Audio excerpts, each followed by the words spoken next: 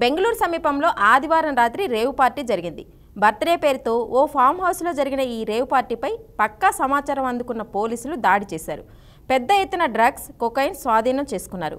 హైదరాబాద్కి చెందిన ఓ వ్యక్తి ఈ పార్టీని ఏర్పాటు చేయగా టాలీవుడ్కి చెందిన ప్రముఖ సెలబ్రిటీలు పాల్గొన్నట్టు ప్రచారం జరుగుతోంది.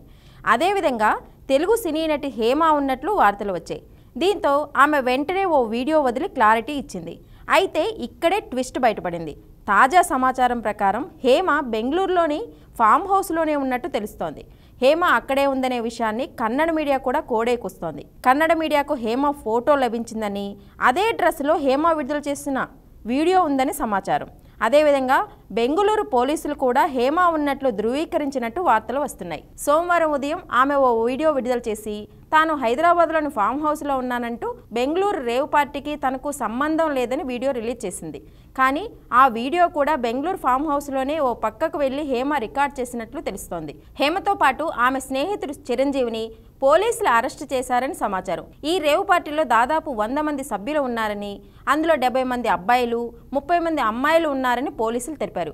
వారి బ్లడ్, హెయిర్ శాంపిల్స్ సేకరించే పనిలో ఉన్నారు పోలీసులు.